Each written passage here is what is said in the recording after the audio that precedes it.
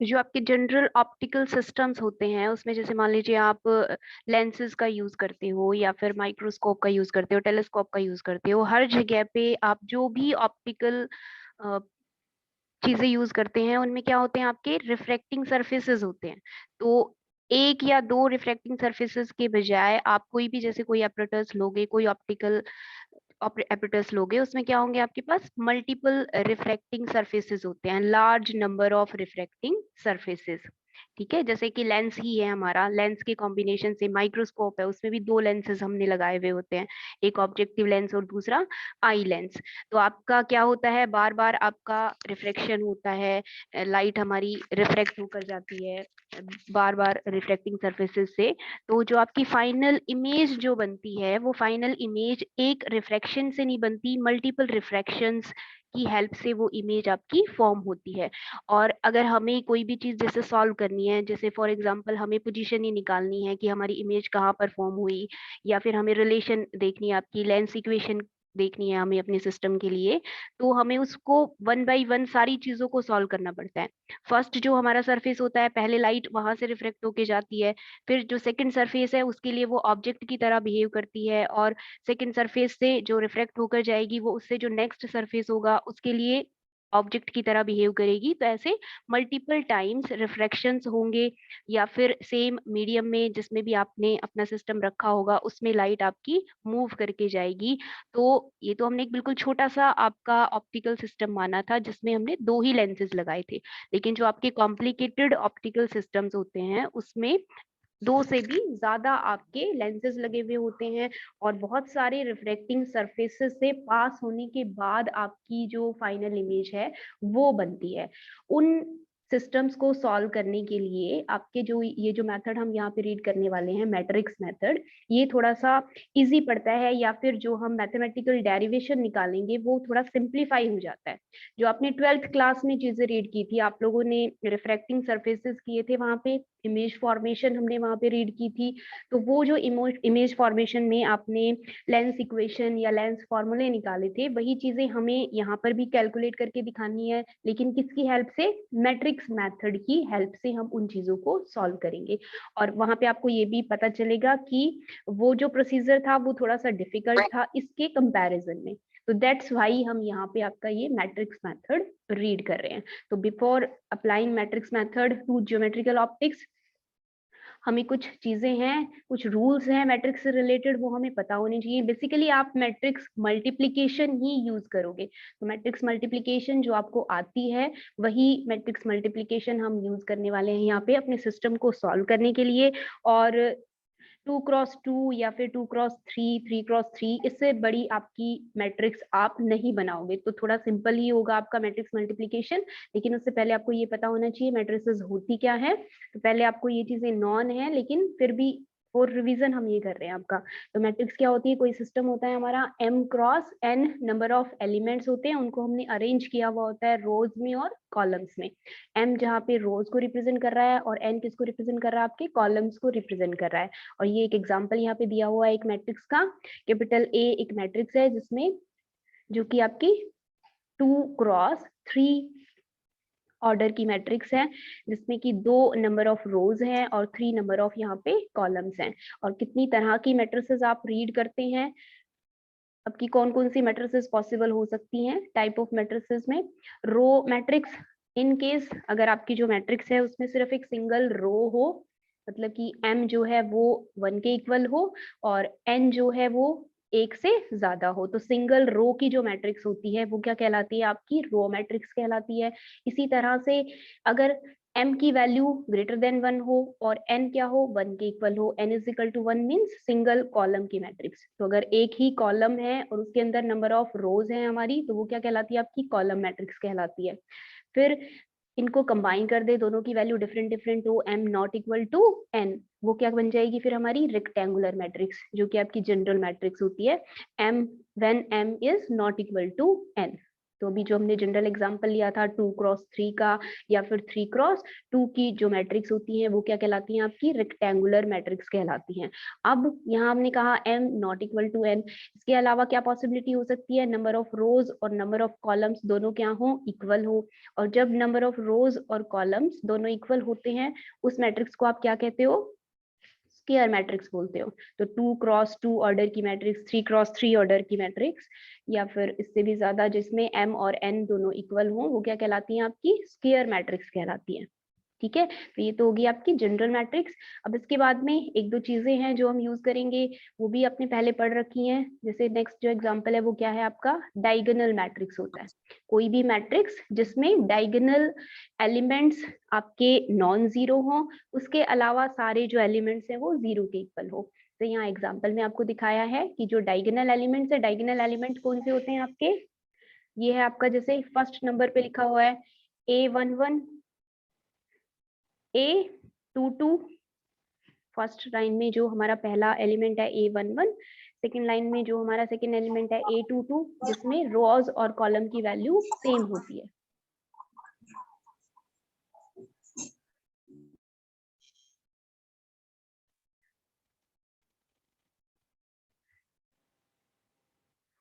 ठीक है, तो डायगोनल मैट्रिक्स कौन सी होती है हमारी, जिसमें डायगोनल एलिमेंट्स के अलावा सारे जो भी एलिमेंट्स हैं वो किसके बराबर हो, जीरो के बराबर हो, तो वो क्या कहलाती है, डायगोनल मैट्रिक्स कहलाती है। आइडेंटिटी मैट्रिक्स कौन सी होती है, when these diagonal elements are equal to 1, सारे के सारे डायगोनल एलिमेंट्स की जो वैल्यू है वो किसके बराबर हो, 1 के बराबर हो। तो अगर ऐसा है तो वो क्या कहलाता है, आपका आइडेंटिटी मैट्रिक्स कहलाता है। और हमेशा ही कोई स्क्वायर मैट्रिक्स ही आपकी आइडेंटिटी मैट्रिक्स होती है। ठीक है, नेक्स्ट क्या है आपका, नल मैट्रिक्स। नल मैट्रिक्स का मतलब आपके जितने भी एलिमेंट्स हैं मैट्रिक्स के वो सारे किसके बराबर हो, जीरो के बराबर हो, तो उसको हम जीरो मैट्रिक्स भी कह सकते हैं और नल मैट्रिक्स भी कह सकते हैं। तो आप इसमें से ये तीन आपके लिए इंपॉर्टेंट है, डायगोनल मैट्रिक्स क्या होती है, आइडेंटिटी मैट्रिक्स क्या होती है और नल मैट्रिक्स क्या होती है। ये हमसे 1 मार्कर में या फिर 2 मार्कर में पूछा जा सकता है, तो आप इनकी डेफिनेशंस कर लेंगे, डायगोनल मैट्रिक्स, आइडेंटिटी मैट्रिक्स और नल मैट्रिक्स। उसके बाद में नेक्स्ट क्या टॉपिक है आपका, multiplication rules for to matrices. तो क्या मल्टीप्लिकेशन रूल होता है, तो आपके पास मैट्रिक्स मल्टीप्लिकेशन के लिए 2 मैट्रिसेस होनी चाहिए, क्योंकि हम मल्टीप्लाई कर रहे हैं तो हमारे पास 2 मैट्रिसेस होंगी। अब और मैट्रिसेस को हम रीड कैसे करते हैं, रॉज इनटू कॉलम्स की फॉर्म में रीड करते हैं।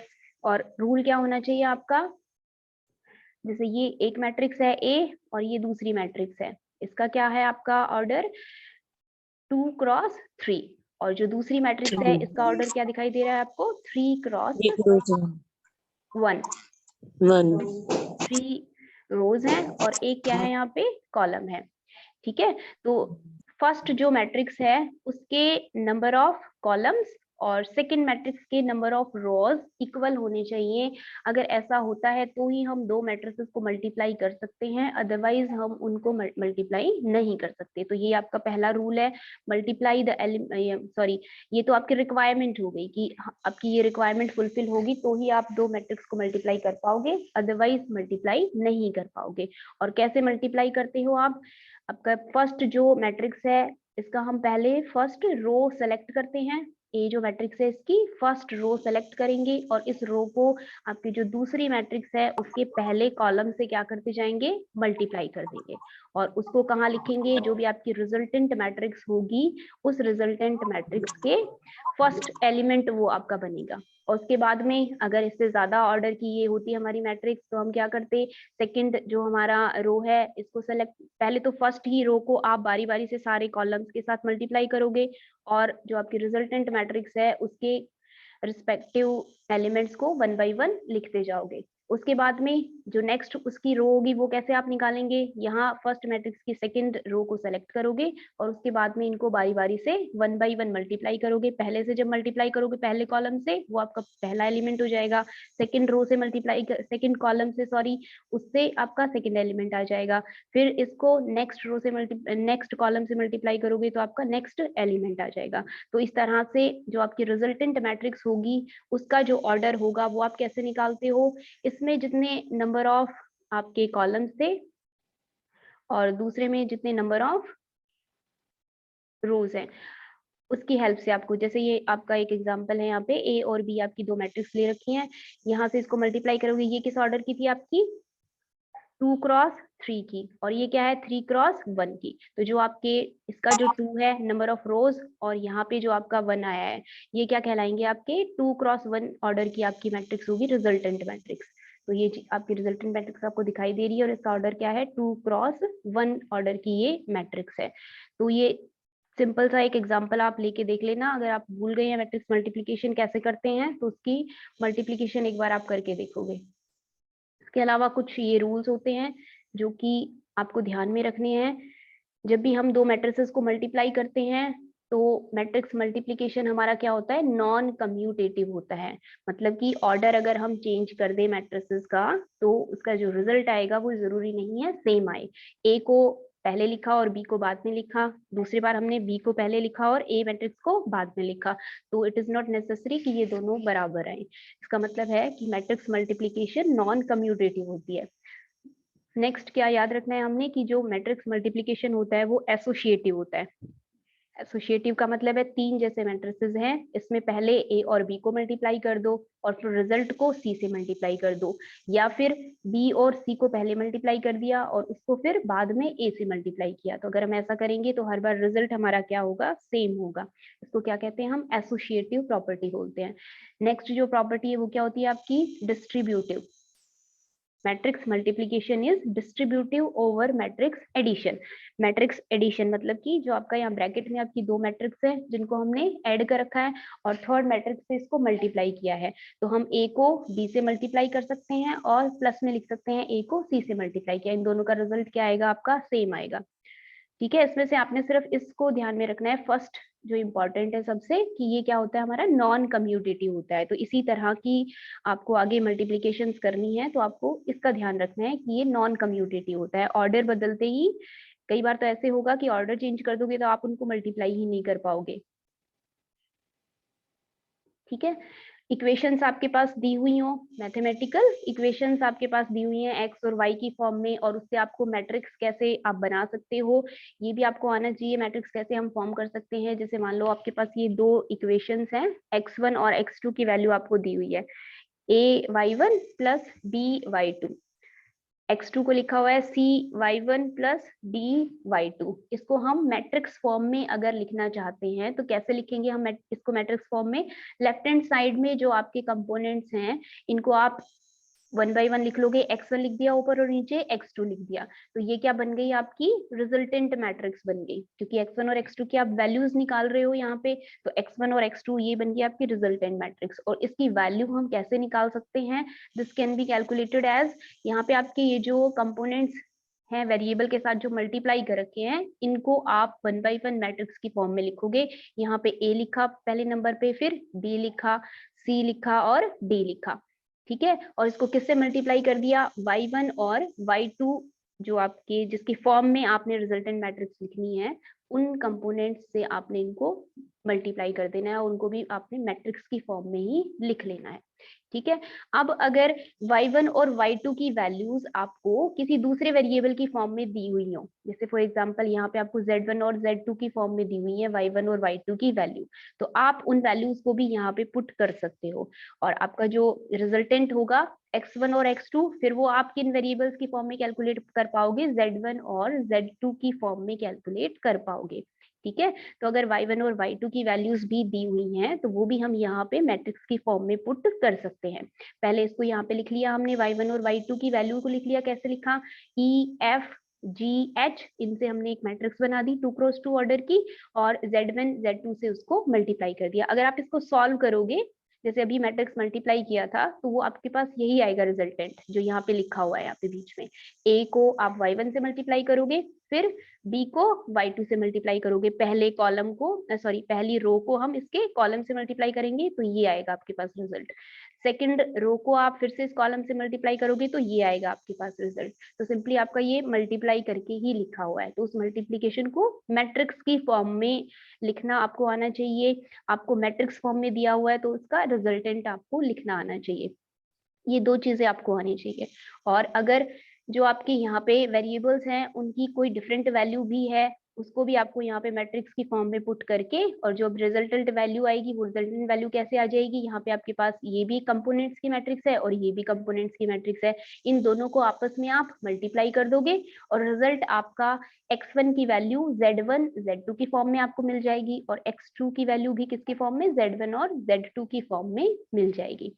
ठीक है, तो ये एक वो था आपको कि ये आपको पता होना चाहिए कि इसको कैसे सॉल्व करते हैं।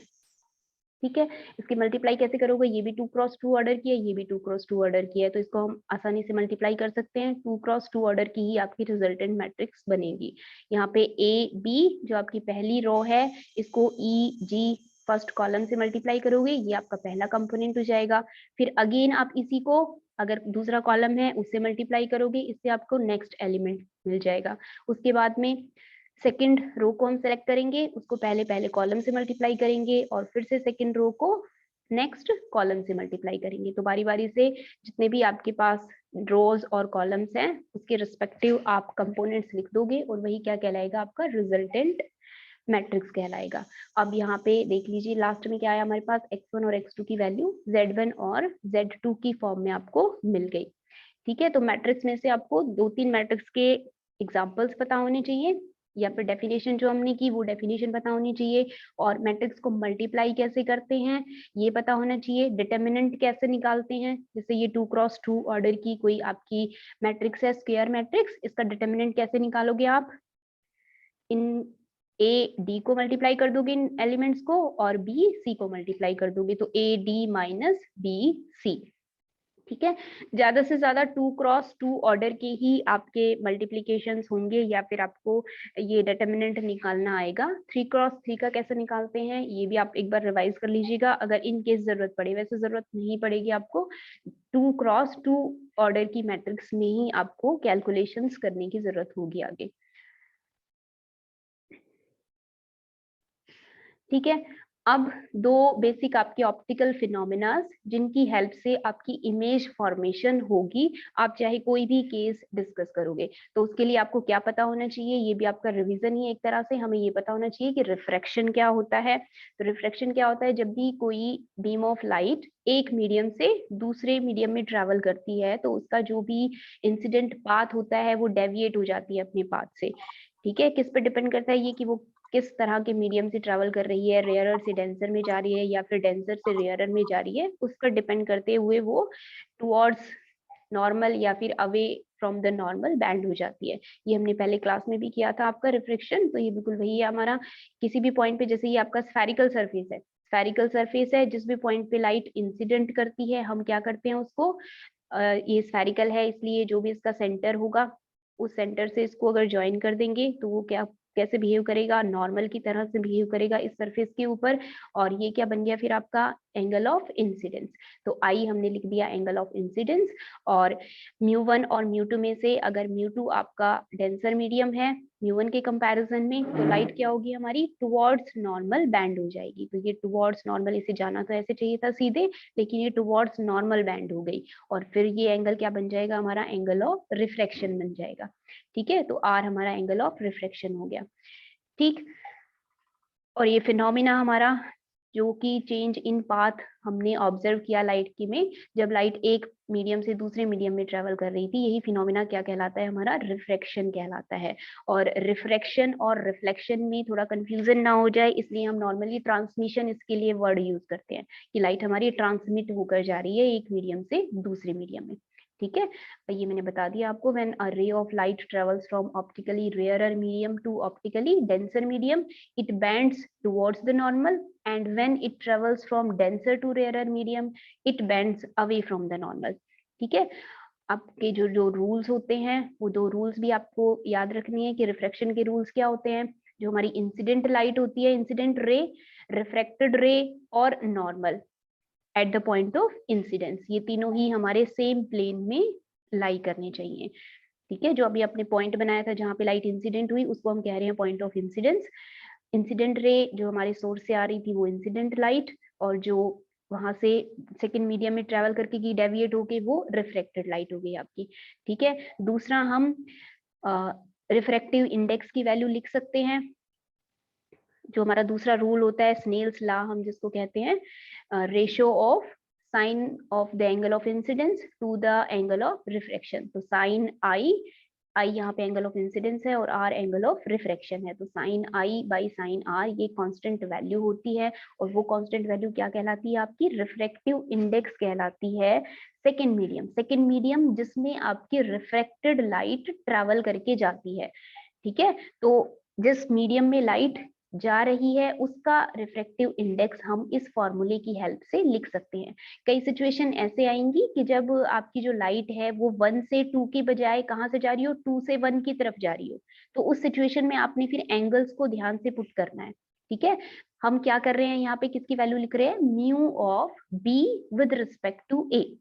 ए हम फर्स्ट मीडियम को कह रहे हैं और बी किसको कह रहे हैं? सेकेंड मीडियम को कह रहे हैं। आपने यहाँ पे फॉर्मूला पढ़ा होगा mu of 2 with respect to 1, refractive index of B with respect to A। और यहाँ पे अगर आप A की B की जगह पे 2 और 1 यूज करते तो आप कहते refractive index of second medium with respect to first medium, 2 with respect to 1, ठीक है। जो नीचे लिखा हुआ होता है उसका हम रिफ्रैक्टिव इंडेक्स निकाल रहे होते हैं और जो ऊपर लिखा हुआ होता है उसके विद रिस्पेक्ट टू हम चेक कर रहे होते हैं, ठीक है।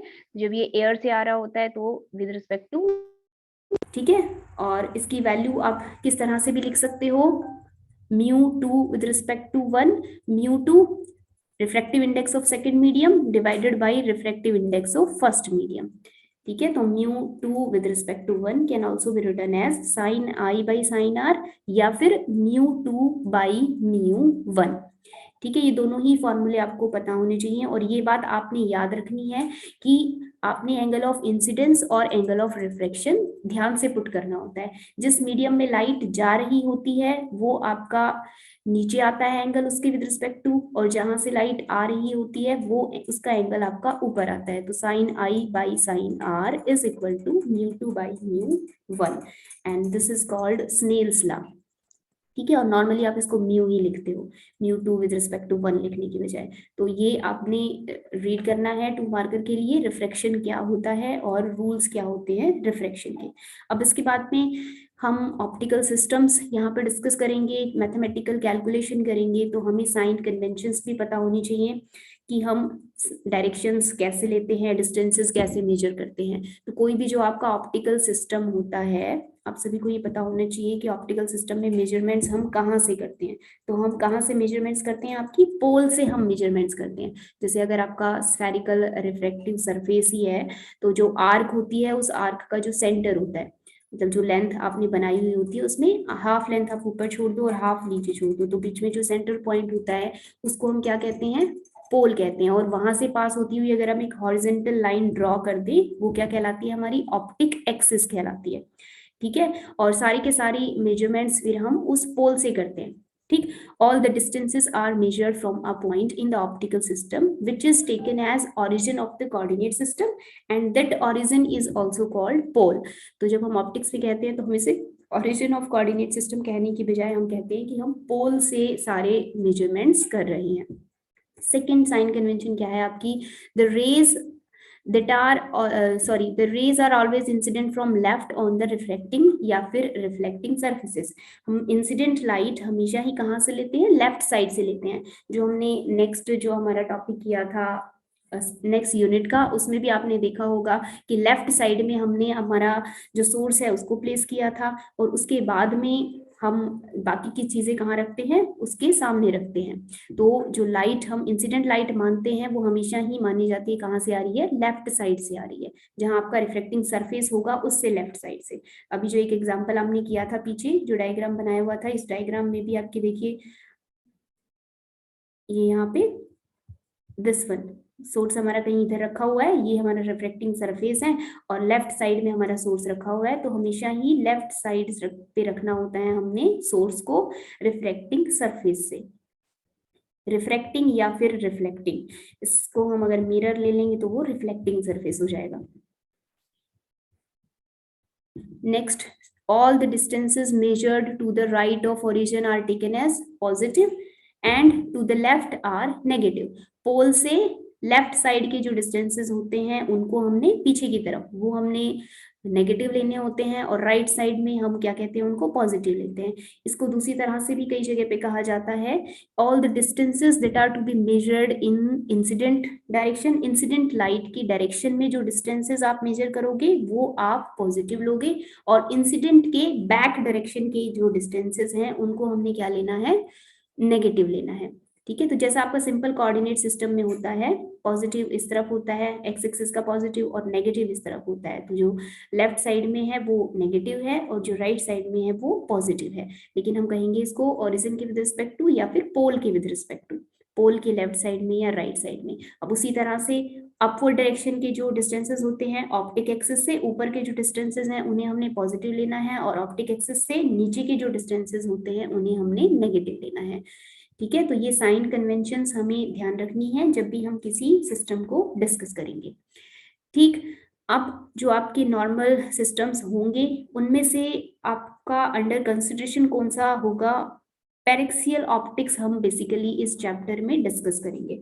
तो सबसे पहले आपको ये पता होना चाहिए कि पैरेक्सियल ऑप्टिक्स का मतलब क्या है। ठीक है, अभी आपने एक चीज डिस्कस की किसी ऑप्टिकल सिस्टम में, ऑप्टिक एक्सिस डिस्कस की, तो ऑप्टिक एक्सिस के बिल्कुल एडजेसेंट जो आपकी रेज इंसिडेंट कर रही होती हैं नियर टू द एक्सिस, उनको हम क्या कहते हैं आपके, कि वो किसके अंदर आती हैं, आपकी पैरेक्सियल कैटेगरी में आती है। ठीक है, तो बिल्कुल नजदीक वाली जो रेज होती हैं, या फिर ये कहा जाता है कि आपके जो अपर्चर्स होते हैं ऑप्टिकल सिस्टम्स के वो इतने स्मॉल होते हैं कि जो आपकी ऑप्टिक एक्सिस के आसपास जो इंसिडेंट करती हैं लाइट, सिर्फ वही मेनली रिस्पॉन्सिबल होती हैं आपकी इमेज फॉर्मेशन की या फिर किसी भी चीज के लिए। जैसे जैसे हम दूर जाएंगे ऑप्टिक एक्सिस से, तो बिल्कुल अवे फ्रॉम ऑप्टिक एक्सिस जो चीजें होती हैं उनको हम मार्जिनल रेज कहते हैं। तो जैसे हम नेक्स्ट चैप्टर पढ़ेंगे ना, वहां पे हम इन दोनों चीजों को साइमल्टेनियसली डिस्कस करेंगे कि पैरेक्सियल रेज क्या होती हैं और मार्जिनल रेज क्या होती है। यहाँ पे आपको सिर्फ यही देखना है कि what is the meaning of this paraxial. तो पैरेक्सियल का मतलब यही है कि ऑप्टिक एक्सिस के जस्ट एडजेसेंट, बिल्कुल उसके एडजेसेंट जो रेडिएशंस इंसिडेंट करती हैं उनको हम क्या कहते हैं, पैरेक्सियल रेज कहते हैं। और नॉन पैरेक्सियल रेज, जिनको कि मैं मार्जिनल रेज कह रही थी, इनको अगर हम काउंटिंग में लेते हैं तो आपके पास एब्रेशंस आपको मिलती हैं। एब्रेशंस का मतलब क्या होता है, डिफेक्ट्स होता है एब्रेशन का मतलब। तो इनको हम कंसीडर नहीं करते हैं, मतलब साइमल्टेनियसली हम कंसीडर नहीं कर सकते, या तो हम मार्जिनल रेज के बेसिस पर ही बात करेंगे या फिर हम पैरेक्सियल रेज के बेसिस पर ही बात करेंगे। ठीक है, और नॉर्मल ये कहा जाता है कि पैरेक्सियल अप्रोक्सीमेशन की हेल्प से ही आपकी इमेजेस फॉर्म होती हैं। ठीक, तो in paraxial approximation we shall confine ourself to the rays which passes through the axis of system, and these rays remain confined to a single plane। वो एक ही plane में, जिसमें हमारी ऑप्टिक एक्सिस होती है उसी प्लेन में ही आपकी पैरेक्सियल रेज भी एग्जिस्ट करती हैं। एंड सच अ रे can be represented by it's distance from the axis of system and angle made by the रे विद द एक्सिस। उस लाइन को हम रिप्रेजेंट कैसे करेंगे उस रे को, एक तो ऑप्टिक एक्सिस से उसका वर्टिकल डिस्टेंस कितना है इसके बेसिस पे, और दूसरा वो रेडिएशन एक्सिस के साथ कितना एंगल बना रही है। ठीक है, ऑप्टिक एक्सिस के साथ कितना एंगल बना रही है और ऑप्टिक एक्सिस से वो कितने डिस्टेंस के ऊपर है वर्टिकल, इन दोनों की फॉर्म में हम क्या करते हैं, उनको एक्सप्लेन करते हैं। ठीक है, या फिर उन्हें रिप्रेजेंट करते हैं। अभी जो हम नेक्स्ट जो हमारा डायग्राम डिस्कस करेंगे उस डायग्राम में ये चीज आपकी बनाकर दिखाई हुई है। कोई एक ऑप्टिकल सिस्टम हमने ले लिया है जो कि दो रिफ्लेक्टिंग सरफेसेस की हेल्प से बना हुआ है, सरफेस 1 और सरफेस 2। पहले हम वो डायग्राम देखते हैं आपका कैसा है। ये कोई डायग्राम है, ये आपका कोई ऑप्टिकल सिस्टम है। जिस ऑप्टिकल सिस्टम को हमने बनाया कैसे है, दो रिफ्लेक्टिंग सरफेसेस की हेल्प से बनाया है। ठीक है, और कोऑर्डिनेट्स हम कैसे डिफाइन करते हैं ये हमने देखना है अभी सिर्फ, कि हम वेरियस जो पॉइंट्स यहाँ पे बनाएंगे उन पॉइंट्स के कोऑर्डिनेट्स हम कैसे लिखेंगे। तो ये जो सेंटर से, ये फर्स्ट सरफेस है ये इसका सेंटर है, ये सेकंड सरफेस है इसका सेंटर है, इससे पास होती हुई ये जो हॉरिजॉन्टल लाइन आपको दिखाई दे रही है एक्स एक्स डैश, ये तो क्या कहलाती है आपकी ऑप्टिक एक्सिस कहलाती है। और पैरेक्सियल रेज डायग्राम में ये बहुत दूर दिखाई दे रही है आपको, लेकिन नॉर्मली ये कहाँ होती है, बिल्कुल इसके एडजेसेंट, इसके बिल्कुल पास। ये आपको समझाने के लिए इतनी दूर बनाया हुआ है इसको इंसिडेंट लाइट को, और इसको कहा है कि ये क्या है, आपकी पेरेक्सियल रेज है। ठीक है, तो ये कोई लाइट है आपकी इंसिडेंट लाइट पी क्यू, जो कि क्यू पॉइंट पे फर्स्ट सरफेस पे इंसिडेंट कर रही है, और उसके बाद में ये रिफ्लेक्ट होकर गई, पहला जो सरफेस है ना इससे रिफ्लेक्ट होकर गई, क्यू आर के अलोंग ये ट्रेवल करके गई, उसके बाद इसने इस आर पे सेकंड सरफेस को स्ट्राइक किया, सेकंड सरफेस पे स्ट्राइक करने के बाद ये फिर से क्या हो गई, आपकी रिफ्लेक्ट हो गई और कहाँ चली गई, आर एस लाइन के अलोंग ये चली गई। ठीक है, अब इस डायग्राम में आप दो चीजें देखोगे कि यहाँ पे हमने तीन मीडियम्स लिए हुए हैं, म्यू1, म्यू2 और म्यू3। ठीक है, ये आपका हो गया फर्स्ट सरफेस से लेफ्ट साइड का मीडियम, उसका रिफ्लेक्टिव इंडेक्स म्यू1 है, जिसमें आपने दोनों सरफेसेस को रखा हुआ है, यहाँ का मीडियम हमने म्यू2 मान लिया between these two surfaces 1 and 2, और उसके बाद सेकंड सरफेस के बाद वाला जो रिफ्लेक्टिव इंडेक्स है उसको हम क्या ले रहे हैं, म्यू3 ले रहे हैं। जब एग्जाम्पल लेंगे उसमें यहाँ पे इसका मीडियम तो होगा, लेकिन हम इसे एयर में प्लेस कर देंगे तो म्यू1 और म्यू3 आपके क्या हो जाते हैं, सेम हो जाते हैं। ठीक है, क्योंकि हम एयर में प्लेस करेंगे तो बाहर क्या होगा, सेम मीडियम आपका प्रेजेंट होगा, लेकिन यहाँ पे आपको कोऑर्डिनेट्स लिखने हैं, इसी वजह से आपको ये डिफरेंट डिफरेंट लिख के दिखाया हुआ है। ठीक, अब उसके बाद में हमने अभी भी कहा था कि पेरेक्सियल रेज को हम कैसे डिफाइन कर सकते हैं, एक तो ऑप्टिक एक्सिस से वो कितने डिस्टेंस पे हैं, तो ये जो वर्टिकल डिस्टेंसेस बना रखे हैं y1, y2, y3, y4, ये हो गए आपके वर्टिकल डिस्टेंसेस, और वो भी कहाँ से, ऑप्टिक एक्सिस से उनका डिस्टेंस, जो भी पॉइंट होगा आपका उसका डिस्टेंस ऑप्टिक एक्सिस से, वर्टिकल डिस्टेंस। और दूसरा, ऑप्टिक एक्सिस के साथ वो कितना एंगल बना रहा है, तो ये जो डॉटेड लाइंस यहाँ पे हमारी ड्रॉ कर रखी हैं हॉरिजॉन्टल के पैरेलल, तो ये एक्स एक्स डैश के पैरेलल आपकी बहुत सी लाइंस यहाँ पे ड्रॉ कर रखी हैं, और जो भी आपकी लाइट होगी, जो भी मूव कर रही होगी, ट्रेवल कर रही होगी, इस इन डॉटेड लाइंस के साथ हम उसका एंगल देखेंगे। तो ये अल्फा की फॉर्म में जो आपके एंगल्स लिखे हुए हैं, ये अल्फा 1, यहाँ पे आपकी लाइट फर्स्ट ही थी और ये दोनों क्या है, एक दूसरे के पैरेलल हैं, तो हमारा अल्फा 1 ही रहेगा। लेकिन जो दूसरा मीडियम है इसमें ये क्या जा रही है, किसी दूसरे एंगल के ऊपर क्या हो गई, रिफ्लेक्ट होके जा रही है, तो रिफ्लेक्ट होके जा रही है तो वो एंगल चेंज हो जाएगा, इसलिए अल्फा 2 से लिख दिया हमने, सेकंड मीडियम में अल्फा 2 एंगल लिख दिया उसका। अब उसके बाद में ये क्यू से आर, आपका जो सेकंड मीडियम है उसमें मूव करके जा रही है क्यू से आर तक। ठीक है, तो दो तरह के यहाँ पे आप ऑप्टिकल फिनोमिनास देख रहे हो, एक तो लाइट किसी पॉइंट पे क्या होती है, रिफ्रैक्ट हो रही है, और दूसरी सेम मीडियम में, जैसे फर्स्ट मीडियम था पी से लेके क्यू तक, वो सेम फर्स्ट मीडियम में ट्रेवल करके गई, क्यू पॉइंट पे रिफ्लेक्शन हुआ, क्यू से लेके आर तक वो सेकेंड मीडियम में ट्रेवल कर रही है, आर पे फिर से रिफ्लेक्शन होगा, और आर से लेके एस तक वो थर्ड मीडियम में ट्रेवल करके जा रही है। तो जब वो सेम मीडियम में मूव कर रही होती है उसको तो हम कहेंगे कि लाइट क्या हो रही है आपकी, ट्रांसलेट हो रही है। ट्रांसलेट का सिंपल मतलब होता है ना इंग्लिश में, ट्रांसलेट का मतलब क्या होता है, एक पॉइंट से दूसरे पॉइंट पे जाना, तो उसके लिए हम वर्ड क्या यूज करेंगे, translation. When a ray of light is said to be a ray of light is said to undergo translation operation when it travels in the same medium. तो पी क्यू जो हमने बनाया हुआ है ऊपर, तो वो पी क्यू क्या कहला रहा है कि लाइट हमारी ट्रांसलेट होकर जा रही है पी से लेके क्यू तक। ठीक है, और दूसरा वो एक मीडियम से दूसरा मीडियम जहां कहीं भी क्रॉस कर रही होती है इंटरफेस पे, तो इंटरफेस के ऊपर क्या होता है, वहां पे रिफ्रैक्शन होता है, जो अभी आपने थोड़ी देर पहले रीड किया था। तो इस डायग्राम में आपने देखा कि क्यू पॉइंट के ऊपर क्या हो रहा है, हमारा रिफ्रैक्शन हो रहा है, और आर पॉइंट के ऊपर भी क्या हो रहा है, रिफ्रैक्शन हो रहा है। उसके अलावा ये यहाँ पे फर्स्ट मीडियम में ट्रेवल कर रही है, ये सेकेंड मीडियम में ट्रेवल कर रही है, और ये थर्ड मीडियम में ट्रेवल कर रही है। तो कोई भी डायग्राम जब आपको एक्सप्लेन करना होगा तो उसमें आप दो ही ऑपरेशंस की हेल्प लोगे, एक तो ट्रांसलेशन की सेम मीडियम में, और दूसरा रिफ्रैक्शन की। तो आप इससे जो हम नेक्स्ट आर्टिकल पढ़ेंगे उसमें हम यही देखेंगे कि ट्रांसलेशन का इफेक्ट क्या होता है रे पे, और रिफ्रैक्शन का इफेक्ट क्या होता है। ठीक है, अब जो ये एंगल हमने देखा ना इसका, कि हमने एक तो हो गया सीधा सीधा डिस्टेंस, ये y1 y2 तो आपको दिखाई दे रहे हैं कि ये तो सीधे वर्टिकल डिस्टेंसेस हैं जिनको हम आसानी से मेजर कर सकते हैं, और दूसरा हमने कहा कि एंगल विद ऑप्टिक एक्सिस। तो वो जो एंगल विद ऑप्टिक एक्सिस है इसको डायरेक्ट लेने की बजाय आपका ये जो कंपोनेंट है हॉरिजॉन्टल वाला, इसमें हम क्या लेते हैं आपका अल्फा 1 अल्फा 2 की बजाय यहाँ पे क्या लिया जाता है, आपका दूसरा कोऑर्डिनेट लैम्डा की फॉर्म में लिया जाता है, जिसको कि हम डायरेक्शन कोसाइन भी कहते हैं। और इस डायरेक्शन कोसाइन का जो वैल्यू होता है ये आपको पता होना चाहिए कि how we define this direction cosine. तो किसी भी पॉइंट पे डायरेक्शन कोसाइन को हम इस फॉर्मूला की हेल्प से डिफाइन करते हैं। जो एंगल बना रहा होता है वो हॉरिजॉन्टल के साथ, उस एंगल की वैल्यू लिखनी होती है हमें किसके साथ मल्टीप्लाई करके, रिफ्रैक्टिव इंडेक्स के साथ मल्टीप्लाई करके। तो म्यू कॉस 90 माइनस अल्फा, ये किसी भी पॉइंट पे डायरेक्शन कोसाइन की वैल्यू होगी। तो कॉस 90 माइनस अल्फा को आप साइन अल्फा भी लिख सकते हैं, तो यहाँ पे इसका लिख दिया mu sine alpha. Sine alpha को फॉर स्मॉल एंगल्स, अगर अल्फा की वैल्यू क्या हो, स्मॉल हो, मैंने बताया कि पैरेक्सियल जो रेज होती है उसके एडजेसेंट ही होती है, तो ये जो अल्फा एंगल होता है ये नॉर्मली बहुत ही स्मॉल होता है, 0 के आसपास होता है। तो उस केस में हम साइन अल्फा को एंगल से रिप्लेस कर सकते हैं, तो यहाँ पे इसको अल्फा से रिप्लेस कर दिया जाएगा। तो आपका जो सेकंड कंपोनेंट है लैम्डा, उसकी वैल्यू आप कैसे लिखोगे, रिफ्रैक्टिव इंडेक्स उस मीडियम का और हॉरिजॉन्टल के साथ वो जो एंगल बना रहा होगा म्यू इनटू अल्फा की फॉर्म में हम लिखेंगे सेकंड कोऑर्डिनेट को। सेकंड कोऑर्डिनेट आपका एक्स कोऑर्डिनेट की जगह पे ही लिखा जाता है लैम्डा।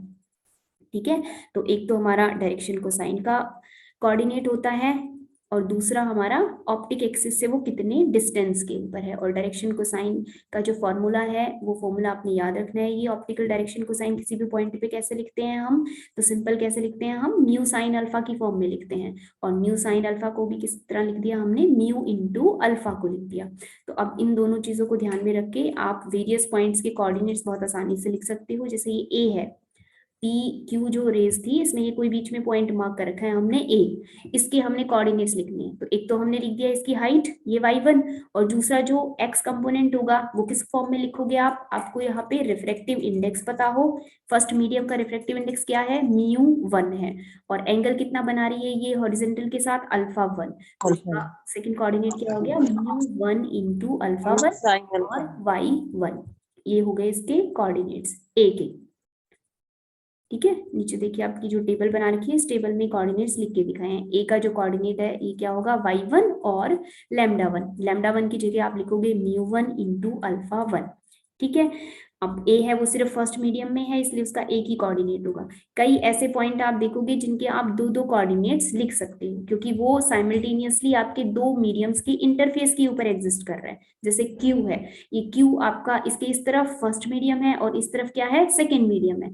तो क्यू के कोऑर्डिनेट्स हम फर्स्ट मीडियम की फॉर्म में भी लिख सकते हैं और सेकेंड मीडियम के फॉर्म में भी लिख सकते हैं, क्योंकि एंगल यहाँ पे इसके चेंज हो जा रहे हैं आपके, यहाँ अल्फा 1 है और यहाँ पे अल्फा 2 है।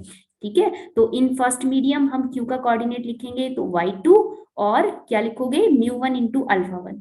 और इन सेकंड मीडियम अगर हमें इसके कोऑर्डिनेट लिखने हैं तो पहला तो ये y2 ही रहेगा और दूसरा क्या हो जाएगा यहाँ पे μ2 अल्फा 2।